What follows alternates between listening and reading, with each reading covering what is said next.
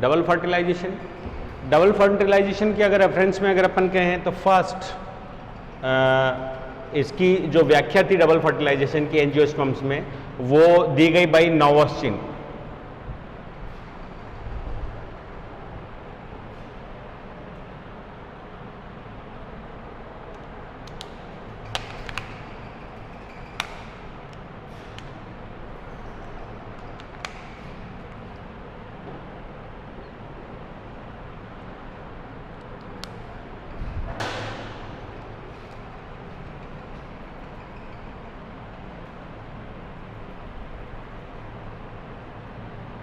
लगभग ये 1898 में इन्होंने इसे आइडेंटिफाई किया लिलियम में। एंड फ्रेटिलेरिया,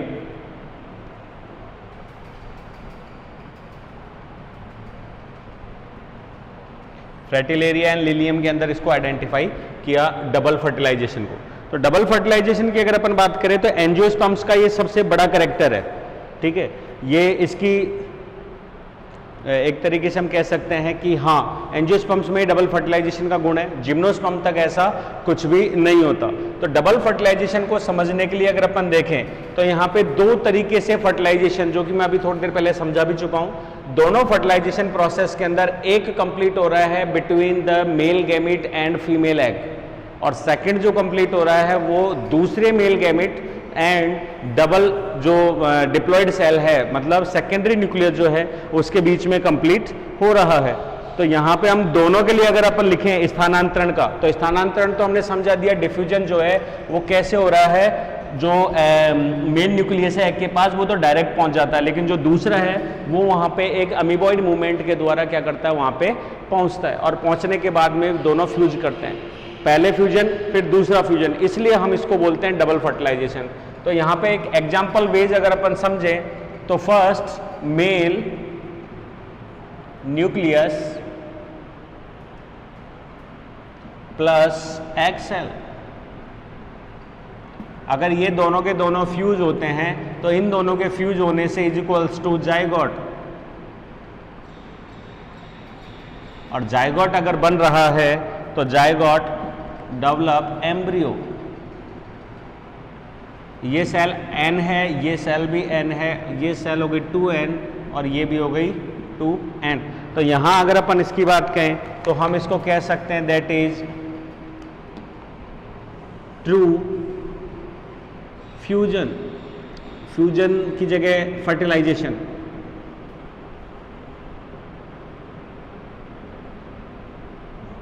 सत्य निषेचन,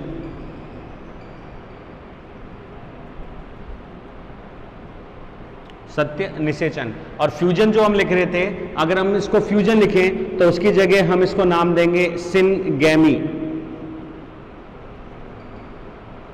that is also known as syngamy. Next जो यहां पे फ्यूजन हो रहा है वो हो रहा है mail nucleus plus second nucleus या सेकेंडरी सेल, ठीक है। और इन दोनों के फलस्वरूप जो बन रहा है वो बन रही है प्राइमरी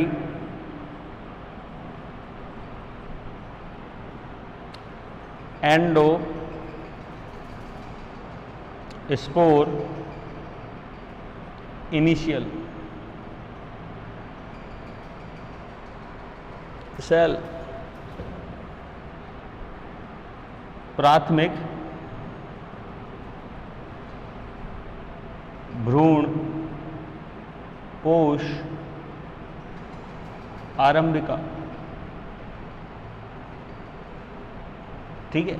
अब यहाँ पे देखने वाली चीज ये है कि यहाँ पे सेकेंडरी सेल कैसी है 2n, मेल गैमेट कैसा है n, तो ऐसे में जो प्राइमरी जो इनिशियल सेल बन रही है एंड्रोस्पोरियल वो कैसी बन जाएगी 3n।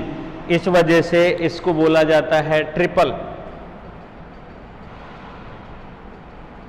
फ्यूजन। इसको हिंदी में अगर हम लिखें तो त्रियक संलयन।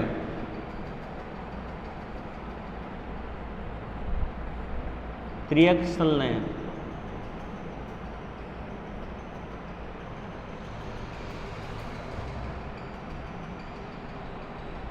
इसको हम त्रियक संलयन कहते हैं।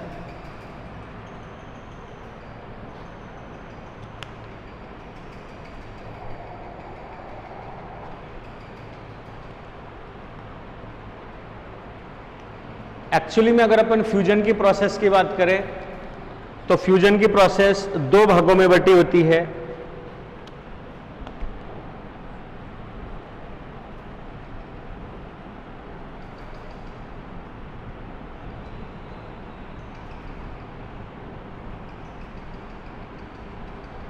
फर्स्ट जो होता है वो होता है प्लाज्मोगेमी,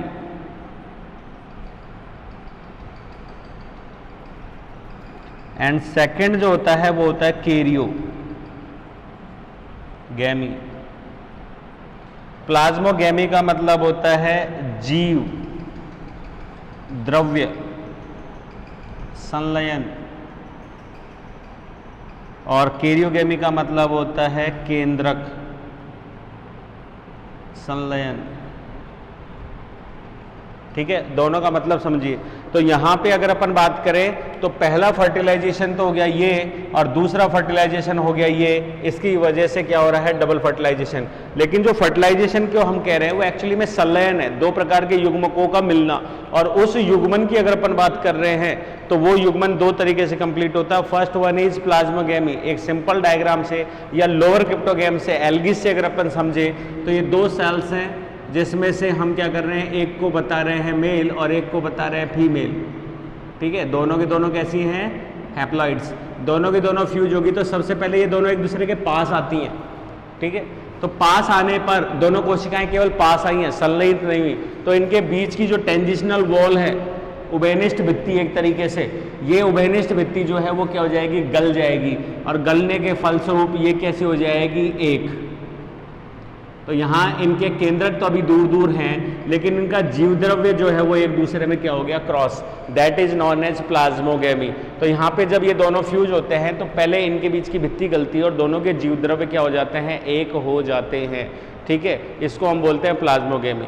यहाँ पे हमारे पास में प्लाज्मोगेमी इसलिए हम इसको ऐड कर रहे हैं क्योंकि इन हायर एंजियोस्पर्म्स में एंजियोस्पर्म्स में तो हो रहा है। अगर अपन बात करें पर्टिकुलर किसी मेमल्स में इनके अलावा, तो वहां हमारे पास में ट्यूब में जो फ्लूइड बन रहा है वो मेल का है, कोई दिक्कत नहीं आ रही। लेकिन मैक्सिमम मेल गैमेट जो होते हैं वो साइटोप्लाज्म लेस होते हैं, उनमें साइटोप्लाज्म नहीं होता, केवल आनुवंशिक पदार्थ ही होता है केंद्रक के रूप में। केवल और केवल उनके अंदर क्या पहुंचता है, फीमेल जेनेटिक मटेरियल ही पहुंचता है। तो प्लाज्मोगेमी तो यहाँ पे इसलिए यूज में ले लिया गया क्योंकि जो ट्यूब सेल वहां पहुंची थी और डिग्रेड हुई थी, पोरेशन हुआ था, छिद्रित, जिसकी वजह से जो फ्लूइड बाहर आए थे केंद्रक के साथ में, वो फ्लूइड जो है वो किसमें संलयित हो गया, एम्ब्रियो सैक में। और यहाँ पे केवल और केवल केंद्रक संलयित हुआ था, किसके साथ में, मेल न्यूक्लियस किसके साथ में, एग सेल के साथ में, और दोनों के फ्यूजन से। तो फर्स्ट इज प्लाज्मोगेमी, और उसके बाद में फिर क्या हो रहा है, ये कोशिका एक हो चुकी है। ठीक है, और अब दोनों के केंद्रक एक दूसरे के पास आए। अभी तक ये कोशिका कैसी है, एन हैप्लॉइड, लेकिन इसमें केंद्रक कैसे हैं, डिप्लॉइड। तो डिप्लॉइड नहीं है, मतलब केंद्रक दो हैं, डाइकैरियोटिक। और फाइनली क्या होगा कि ये कोशिका एक हो जाएगी और इसके केंद्रक भी एक हो जाएंगे, दोनों का जीव वो जो आनुवंशिक पदार्थ एक हो जाएगा, और इसको हम पहली बार कहेंगे डिप्लॉइड कोशिका। ठीक है, और यही डिप्लॉइड कोशिका जो है वो क्या बनाती है, जाइगोट। जाइगोट का मतलब युग्मनक, युग्मकों के मिलने से जो बनती है संरचना, दैट इज युग्मनक। ये युग्मनज भी बोलते हैं इसको। ये 2n कंडीशन होती है, और इसके लिए सबसे इंपॉर्टेंट चीज ये है, इसको स्टार डाल के लिख देते हैं, यह एम्ब्रियो या भ्रूण की प्रथम कोशिका है। यह भ्रूण की प्रथम कोशिका है। न्यू टाइप के हिसाब से दिमाग में फिट कर लीजिए एक चीज, जब हमने एंथर की संरचना पढ़ी थी और फाइनली उनमें दो टाइप की सेल्स बनी थी। एक वहां पे बनी थी प्राइमरी सेल्स जो कि बना रही थी लेयर, आउटर लेयर्स को कोड कर रही थी, और दूसरी जो है मतलब उसको जो पोलन सैक था उसकी लेयर्स को कोड कर रही थी, और दूसरी हमने वहाँ पे कोड करी थी पोलन मदर सेल्स या इनिशियल सेल्स। और उन चारों में से जो कोशिकाएं डिवाइड हुई थी अर्धसूत्री विभाजन से, उसमें से 3 डिग्रेड हो गई थी, केवल एक बची थी, और उस कोशिका को हमने नाम दिया था पोलन मदर सेल। वो जो मदर सेल है वहाँ हमने एक पॉइंट लिखा था कि यह स्पोरोफाइट के खत्म होने और गैमेटोफाइट की प्रथम कोशिका है। स्पोरोफाइट का मतलब बीजाणुद्भिद, गैमेटोफाइट का मतलब युग्मकोद्भिद। तो जो स्पोर मदर सेल थी वो किसकी प्रथम कोशिका थी? युग्मकोद्भिद की प्रथम कोशिका थी, और वही प्रोसेस किसमें थी? अंड में थी। ठीक है, लेकिन अगर हम यहां आते हैं तो ये जो जायगोट बना है ये बीजाणुद्भिद की प्रथम कोशिका है, इसलिए यहां पे लिखा है भ्रूण की प्रथम कोशिका या बीजाणुद्भिद की प्रथम कोशिका कौन सी होती है? जायगोट। और युग्मकोद्भिद की प्रथम कोशिका होती है कौन सी? Spore mother cell. और वहीं जो एग सेल है वो उसकी प्रथम कोशिका के रूप में रिप्रेजेंट होती है। जो ही अर्धसूत्री विभाजन से ये एन बन जाते हैं। ये हो गया। देन इसके बाद हम आगे बढ़े तो ये कंप्लीट हो गया। सेकंड, इसके अंदर जो फ्यूजन हो रहा है वो प्लाज्मोगेमी एंड कैरियोगेमी के रूप में कंप्लीट हो रहा है, और यहाँ पे ये सारी की सारी चीजें बन रही हैं। तो फर्टिलाइजेशन के पश्चात जो जायगोट बन रहा है उसके डेवलपमेंट से क्या बनता है? एम्ब्रियो।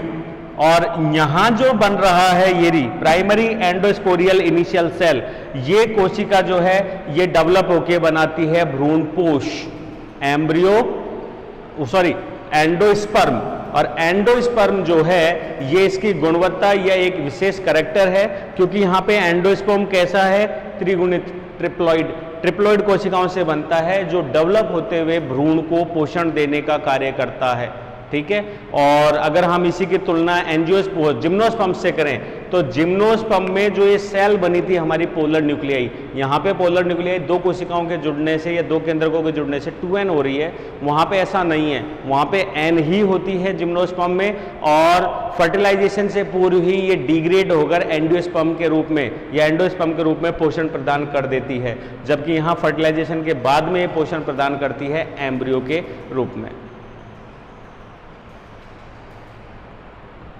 बस इसमें इतना ही। तो अब हमारे पास में क्वेश्चन आ जाता है सिग्निफिकेंस ऑफ डबल फर्टिलाइजेशन, महत्व। क्या महत्व है जिम्नोस्पर्म इसमें एंजियोस्पर्म्स में डबल फर्टिलाइजेशन का? तो सबसे पहले तो अगर अपन लिखें तो हमको यहाँ पे लिखना पड़ेगा फर्टिलाइजेशन क्या है और डबल फर्टिलाइजेशन क्या है।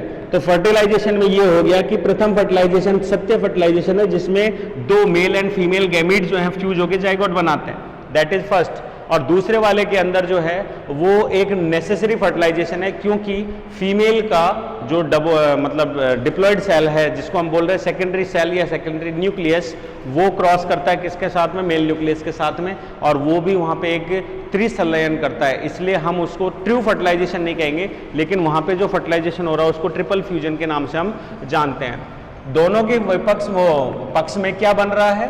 पहले विभाजन से विभाजन नहीं, पहले फर्टिलाइजेशन से या फ्यूजन से क्या बन रहा है?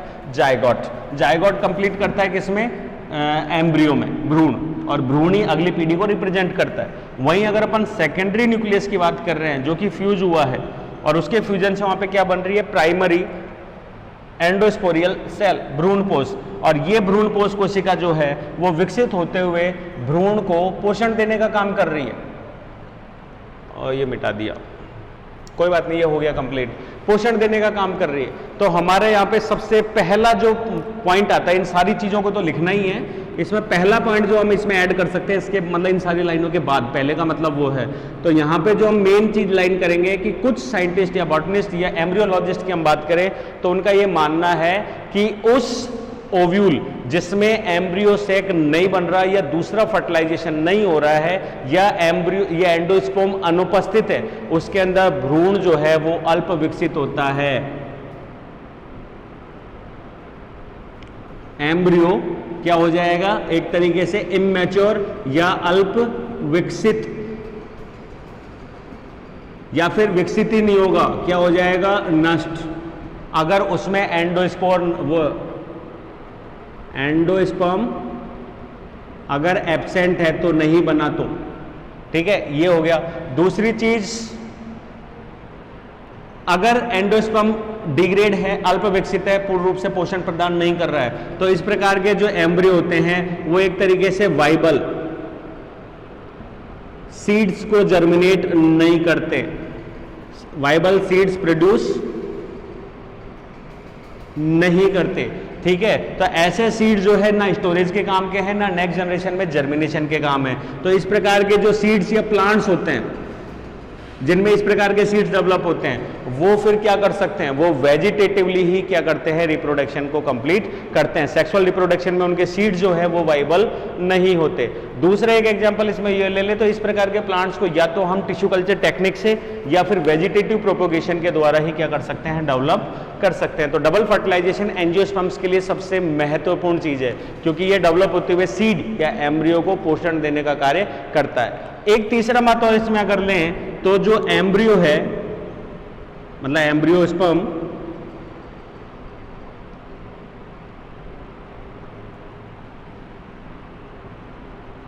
जो एम्ब्रियोस्पर्म है, ये एम्ब्रियोस्पर्म एक्चुअली में दो कोशिकाओं से मिलकर बना है। एक इसके अंदर है मेल का न्यूक्लियस कैसा था, एन, और फीमेल के न्यूक्लियस कैसे थे, 2n। तो कुल मिला के अगर अपन इसको जोड़ने से 3n संरचना अपनी बन रही है।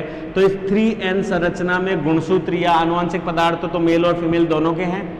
ठीक है, तो ये मेल और फीमेल जब संख्या से मिलके बना है तो ऐसी कंडीशन में हम ये कह सकते हैं कि एम्ब्रियोस्पर्म जो है वो, हाँ सही है, भ्रूणपोष जो है उसमें इसी के गुणसूत्र मिले हुए हैं। तो ये डेवलप होते हुए भ्रूण को एक तरीके से आनुवंशिक सबलता भी प्राप्त कर रहा है, या उसको मैच्योरिटी मतलब पोषक स्तर पे क्या करता है, इसके लिए बहुत ही ज्यादा असरदार माना गया है।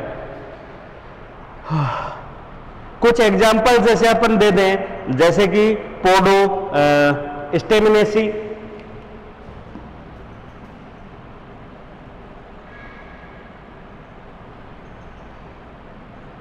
पोडो स्टेमिनेसी की अगर अपन बात करें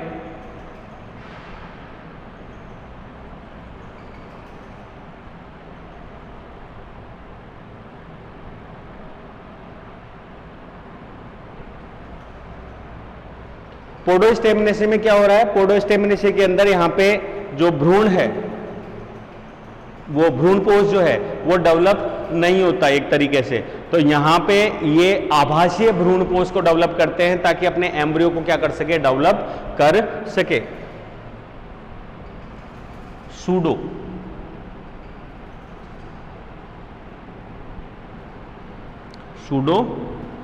एंडोस्पर्म,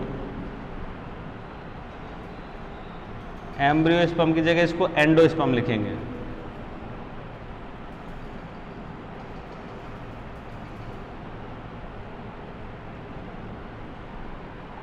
सूडो एंडोस्पर्म जो है वो कंप्लीट करता है।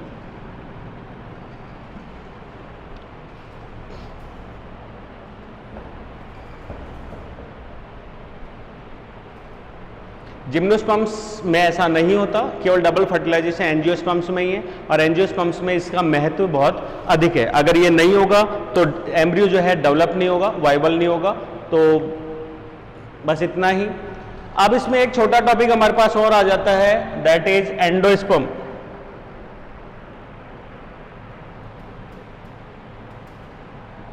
सेवन तो हो ही गया था।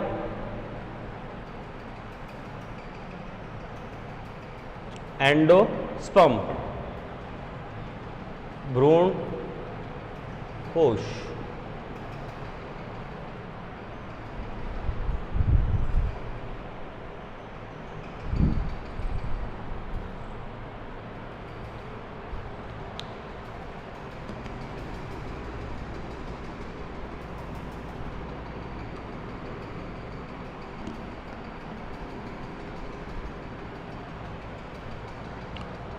भ्रूणपोष के लिए अगर अपन लिखें तो हम यही कह सकते हैं कि जो ट्रिपल फ्यूजन से,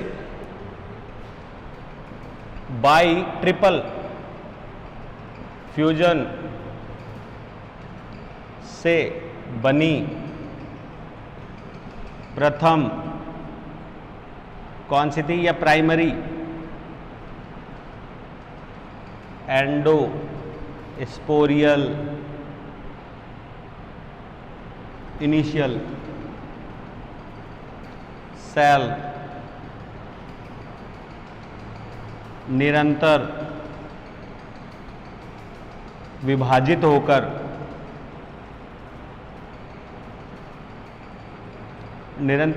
होकर क्या बनाती है? बहुकोशिकीय।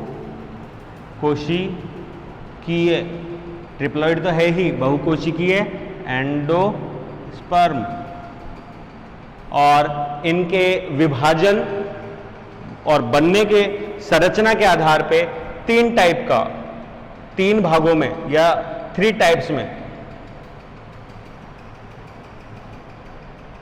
बांटा गया है।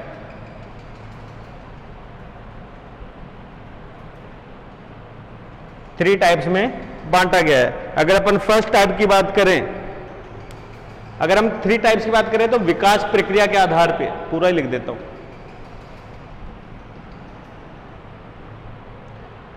ट्रिपल फ्यूजन से प्राइमरी एंडोस्पोरियल जो इनिशियल सेल बनी थी उसमें विभाजन के फलस्वरूप बहुकोशिकीय एंडोस्पर्म बनता है।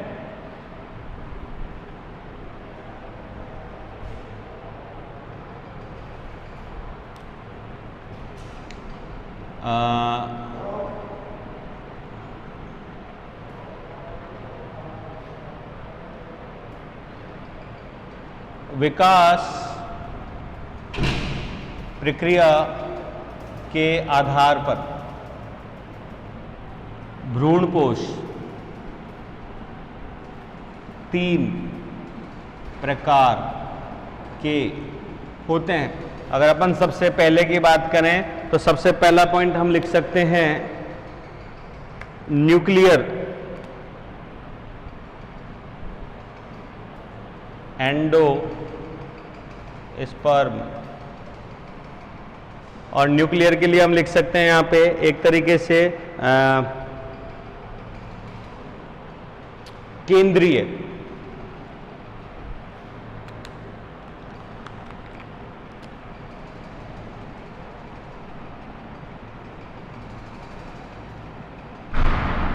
भ्रूणपोष। इसका विकास क्रम अगर अपन देखें तो इसके विकास क्रम में क्या हो रहा है कि इस प्रकार के जो भ्रूणपोष होते हैं उनके परिवर्धन के दौरान जो प्रथम कोशिका है, प्रथम कोशिका जिसको हम इनिशियल कह रहे हैं, प्राइमरी इनिशियल, एंडोस्पोरियल इनिशियल बोला था ना,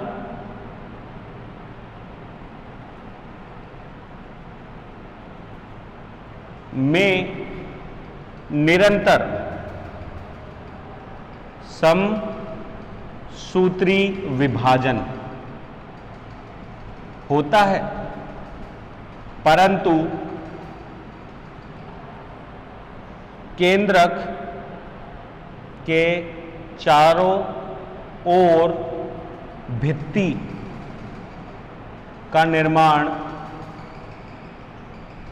नहीं होता। समझना इस बात को, मतलब कोशिका के अंदर 3 प्रोसेस हो रही है विभाजन प्रोसेस में। अगर हम बात करें तो सबसे पहले जो होती है उसके अंदर होता है कौन सा, प्लाज्मोगेमी। जैसे हुआ था वैसे ही सबसे पहले होता है साइटोकाइनेसिस। जैसे 2 जीव द्रव्य जुड़ते हैं वैसे विभाजन में सबसे पहले जीव द्रव्य क्या होते हैं, पृथक। तो उसके अंदर क्या हो रहा है, फर्स्ट अगर अपन डिवीजन की बात करें, डिवीजन प्रोसेस, और ये हो गया फ्यूजन। फ्यूजन में हमने क्या क्या नाम दिया, फ्यूजन में हमने पहला नाम दिया प्लाज्मोगेमी, जीव द्रव्य संयुग्मन। फिर उसमें होता है कैरियोगेमी और उसकी वजह से बनता है डिप्लॉइड, द्विगुणित त्रिगुणित जो भी संरचना बननी होती है, ठीक है। और फिर उसके बाद में जब ये दोनों कोशिकाएं जुड़ जाती है तो इनमें होता है डिवीजन, ठीक है। वो मियोसिस और माइटोसिस आवश्यकता के अनुसार। अब अगर अपन डिवीजन पे जाते हैं तो इसका उल्टा करो, ठीक है। डिवीजन का उल्टा करते हैं तो सबसे पहला है कि डिवीजन अगुणित में तो हो ही नहीं सकता, हमेशा द्विगुणित त्रिगुणित में ही डिवीजन होना संभव है। तो ऐसे में सबसे पहले क्या होता है, कैरियो काइनेसिस। यहां पे काइनेसिस का मतलब होता है केंद्रकों का दूर हटना, एक दूसरे से सेपरेट हो जाना, ठीक है। और कैरियोकाइनेसिस के बाद में होता है फिर साइटोकाइनेसिस, ठीक है। और साइटोकाइनेसिस के दौरान बनती है फिर वहां पे संतति कोशिकाएं। तो ये चीज हो गई। तो ऐसे में अगर अपन इसको समझें तो यहां क्या कह रहे हैं अपन कि लगातार कैरियोकाइनेसिस तो हो रहा है परंतु साइटोकाइनेसिस नहीं हो रहा। कोशिका एक ही है लेकिन उसके अंदर केंद्र क्या हो रहे हैं, बहुत सारे, और कोशिका जो है वो धीरे धीरे अपना आकार बढ़ा रही है। तो डायग्राम देखिए,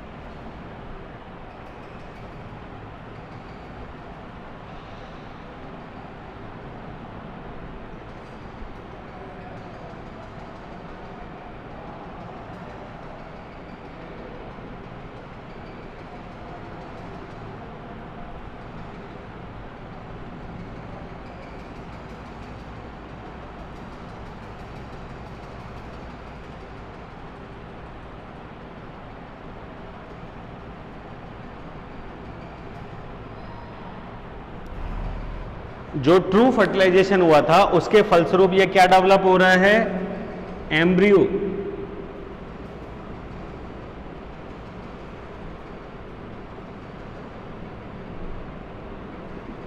ठीक है। और डबल फर्टिलाइजेशन के दौरान जो ट्रिपल फ्यूजन हुआ था उससे ये कोशिका धीरे धीरे कैसी होती जा रही है, बड़ी। ठीक है। और बड़ी हो रही है, ये इसके अंदर आ गए न्यूक्लियस,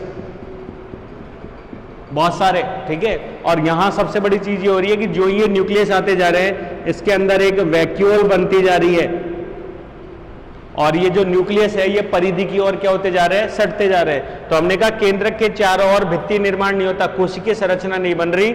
ठीक है। केंद्रक परिधि की ओर व्यवस्थित या विन्यासित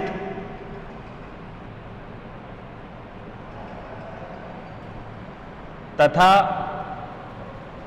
केंद्र में बड़ी रिक्तिका बनती है जो पोषक द्रव्य से भरी, जो पोषक तत्वों से क्या होती है, भरी होती है। तो धीरे धीरे डेवलपमेंट स्टेज में अगर अपन इसी का सेकंड डायग्राम देखें तो ये कैसे हो गया, क्योंकि एंटीपोडियल सेल्स और सब डस्ट होगी इसी के अंदर भर चुकी हैं और इसने किसको घेर लिया है, एम्ब्रियो को।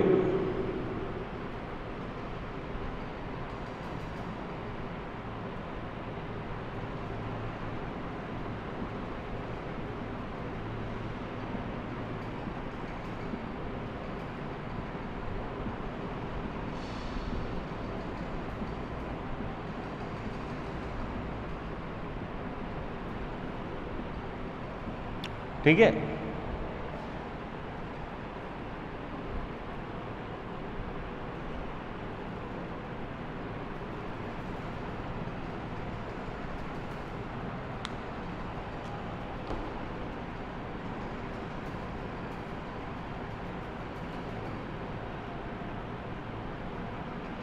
Endosperm nucleus, that is vacuole.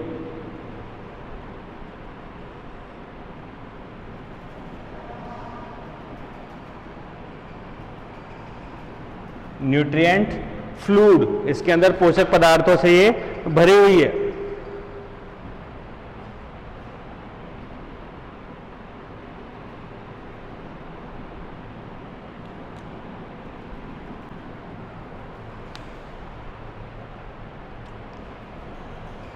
ठीक है, केंद्रक हो गए। तो यहां पे हमारे पास जो ये क्वेश्चन हो गया, वो सॉरी जो डायग्राम हो गया, ये किसका हो गया? न्यूक्लियर।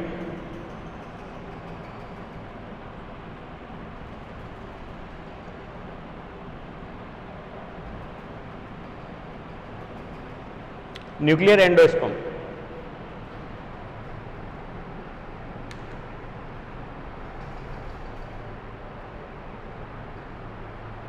इसमें कुछ अपवाद स्वरूप अगर अपन लिखें तो जैसे कि ऑक्सीस्पोरा, कॉर्टिलेरिया,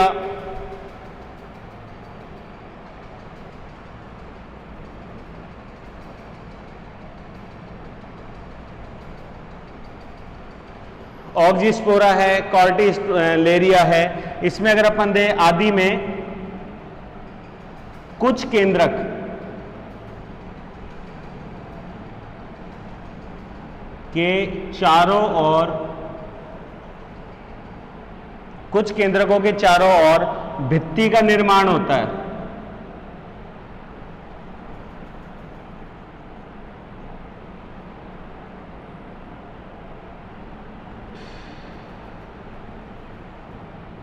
कुछ केंद्रकों के चारों ओर भित्ति का निर्माण होता है। एक बेस्ट एग्जांपल और इसमें हम दे देते हैं, दैट इज कोकोनट मिल्क। नारियल का जो पानी है, अगर आप उसको ढंग से देखें तो कोकोनट को जब हमने खोला हो तो ये कोकोनट है अंदर, और ये उसके ऊपर के जो पोर्स हैं माइक्रोपाइल, वहां पे हमको ये छोटा सा एक एम्ब्रियो के रूप में दिखाई देता है। और ये अंदर की पूरी लेयर जो है वो किससे भरी हुई है? भ्रूणपोष से। और भ्रूणपोष के अंदर की ल्यूमन किससे भरी हुई है? पूरी की पूरी वाटर से। और बाहर की तरफ ये लेयर्स है और उसके चारों तरफ छिलके के रूप में बंद हो जाता है। तो ये एक तरीके से कंप्लीटली हम इसको एंडोस्पर्म का ही एग्जाम्पल मानते हैं। ठीक है, तो सेम एग्जाम्पल हमारे पास आ गया कोकोनट मिल्क, जो कि एक तरीके से रिप्रेजेंट करता है किसको? न्यूक्लियर एंडोस्पर्म को, केंद्रीय भ्रूणपोष को। और ये भ्रूण को पोषण प्रदान करता है। अर्थात इसी के समान इसके फ्लूइड में भी अनेक केंद्रक जो है वो तैरते रहते हैं। कंप्लीट। अब इसमें सेकंड टाइप ले लेते हैं, दैट इज सेल्यूलर।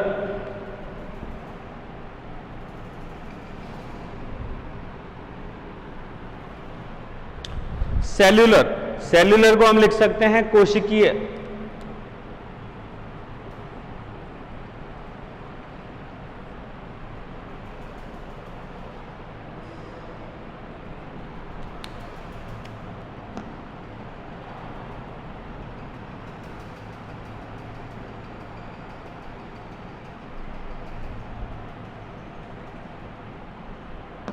कोशिकीय भ्रूणपोष, सेल्यूलर एंडोस्पर्म।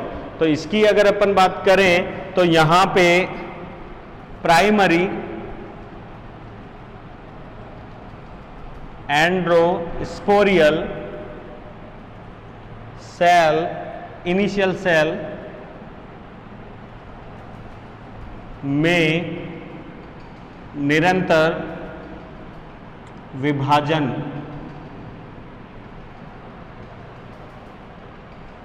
के फलस्वरूप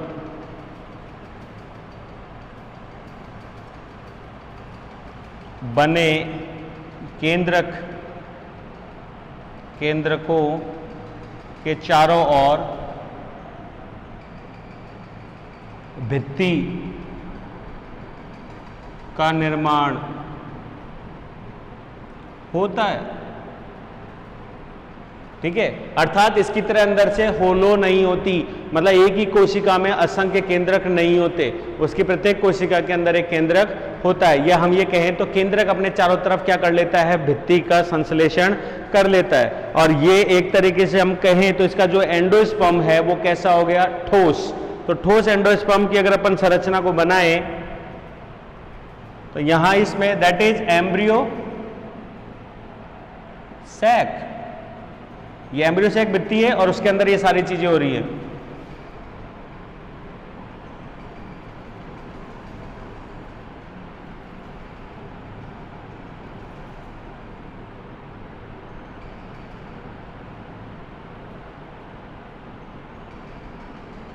ये हो गया एम्ब्रियो, ठीक है, एम्ब्रियो, ये माइक्रोपाइल छिद्र की ओर, और ये एक तरीके से उसका हो गया सस्पेंसर जिससे वो जुड़ा होता है, ठीक है, सस्पेंसर है।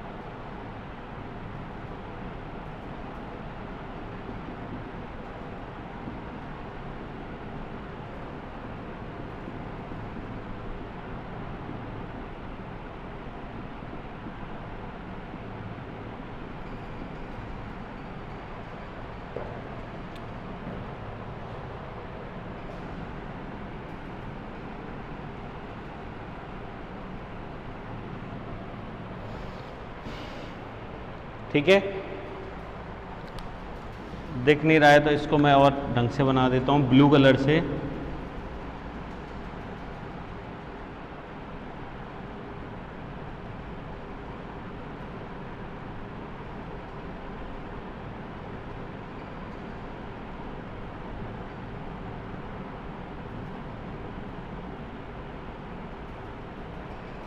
That is embryo. तो ये अंदर से होलो है और ये अंदर से कैसा हो गया, ठोस हो गया।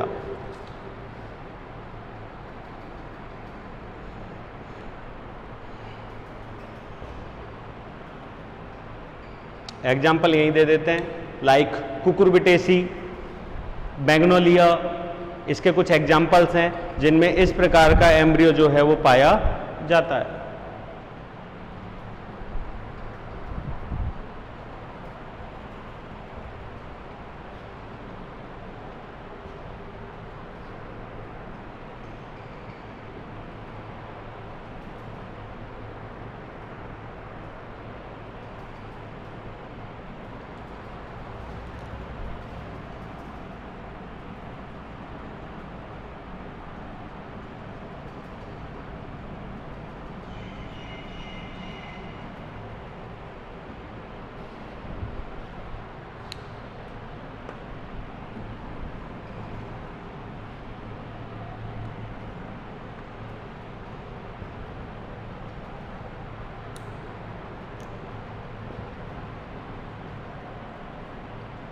थर्ड पॉइंट जो अपन यहां पे दे सकते हैं वो है हेलोबियल।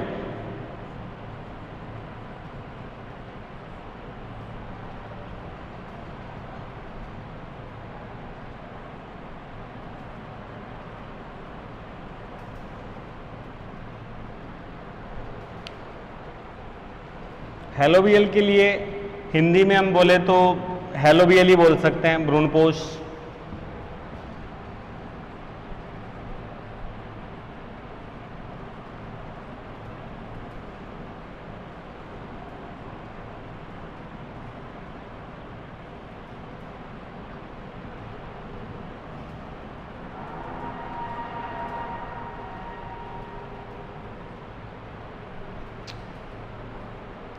इसके लिए अगर अपन कहें तो जो प्राइमरी एंड्रोस्पोरियल सेल है, इनिशियल सेल, उसमें विभाजन से दो टाइप की सेल्स बन रही हैं। प्रथम विभाजन से दो सेल्स बनती हैं,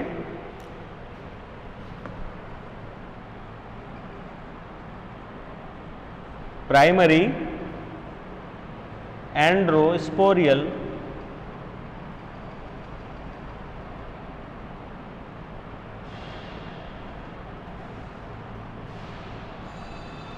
इनिशियल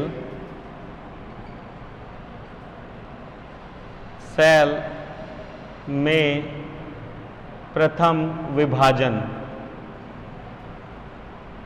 से दो असमान सेल्स बनती हैं। ठीक है, प्रथम बड़ी, ठीक है, प्रथम होती है बड़ी, और जो बड़ी कोशिका है वो किधर की तरफ,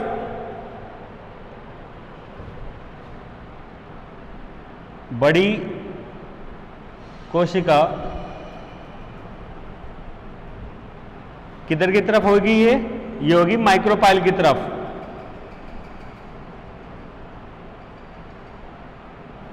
एंड की ओर दो कोशिकाएं बनती हैं असामान्य, एक छोटी और एक बड़ी। बड़ी जो कोशिका है वो किधर की तरफ सेट होती है, माइक्रोपाइल की ओर, और जो छोटी कोशिका है वो सेट होती है किधर की ओर,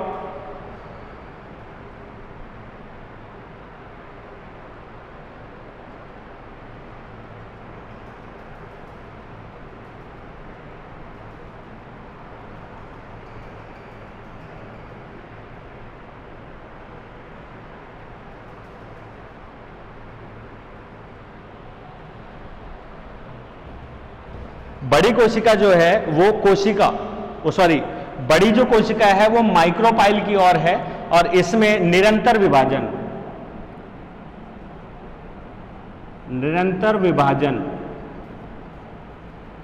व भित्ति निर्माण,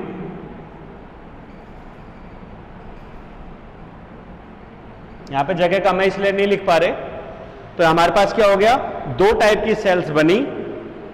ये ऊपर वाला मिटा देते हैं, इसमें हम डायग्राम को बना पाएंगे।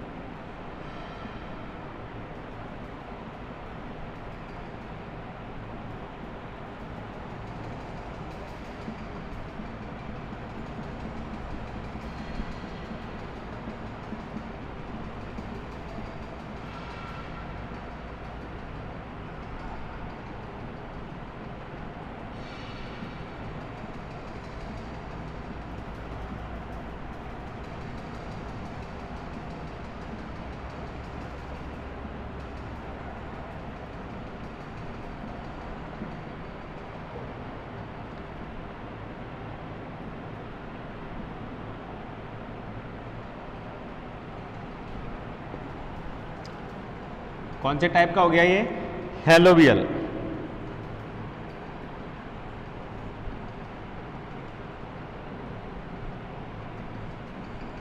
एक तरीके से दोनों का मिश्रित रूप है, और ये एंड कौन सा है, माइक्रो पाइल, एंड,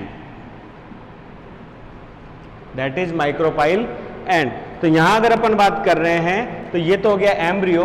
तो यहां की एक सिंपल सेल के रूप में अगर अपन इसकी बात करें, दैट इज एम्ब्रियो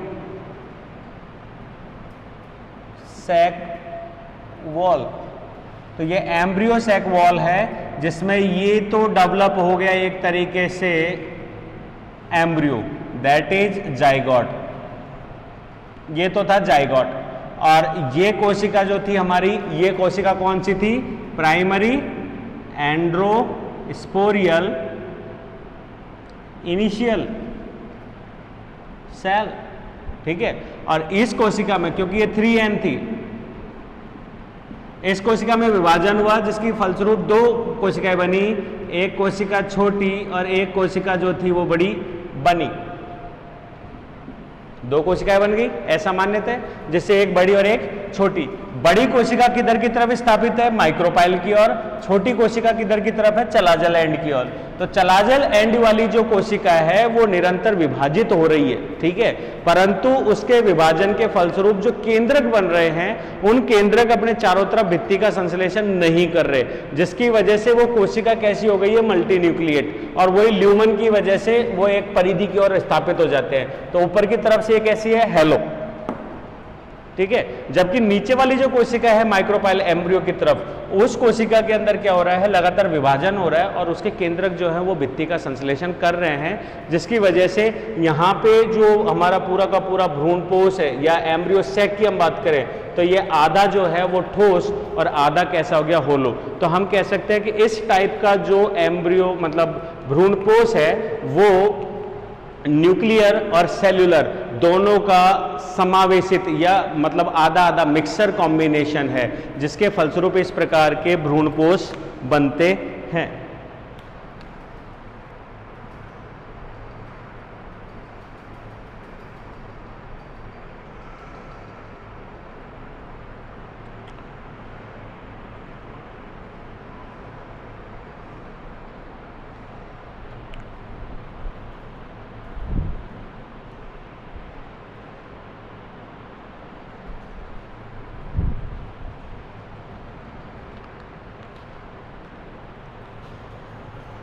ठीक है, ये हो गया। तो ये तीसरा हमारा हो गया हेलोबियल, न्यूक्लियर एंड सेल्यूलर, तीनों भ्रूणपोषों की हमारे पास यहाँ पे स्ट्रक्चर है। अब इसमें एक चीज और है, ये तो फ्लूइड में डूबा हुआ है तो डायरेक्ट पोषण प्राप्त करता है, लेकिन यहाँ जो है इस प्रकार के भ्रूणपोष में हिस्टोरिया या चूस्कांग विकसित होते हैं। वो चूस्कांग किससे जुड़े होते हैं? एम्ब्रियो सैक की वॉल से और टेपिटम लेयर से, जो कि पोषण ग्रहण करके किसको प्रोवाइड कराते हैं? एम्ब्रियो को, डेवलप होते हुए एम्ब्रियो को पोषण प्राप्त करवाते हैं। तो अब यहां पे अगर अपन फंक्शंस की बात करें,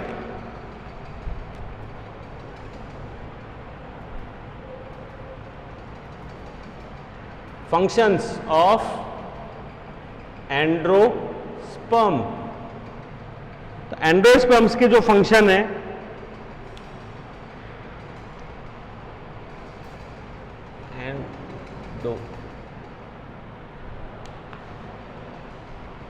सबसे पहला फंक्शन तो ये हो गया कि ये विकसित हो रहे हैं, भ्रूण को आलंबन दे रहा है।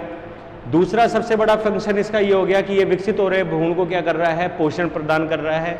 ऐसा माना गया है या प्रैक्टिकली देखा गया है कि जिन एम्ब्रियोज में भ्रूणपोष नहीं होता या अल्प विकसित होता है, उनके एम्ब्रियो भी अल्प विकसित होते हैं या मृत हो जाते हैं, डेवलपमेंट स्टेजेस को क्या कर देते हैं? खो देते हैं, सस्पेंडेड में चले जाते हैं, ठीक है। और अगर अल्प विकसित है और उसमें सीड का डेवलपमेंट हुआ तो इस प्रकार के जो सीड्स है वो भी कैसे होते हैं? अल्प विकसित, या हम कहें तो जीवन शब्द वायबल नहीं होते, ठीक है।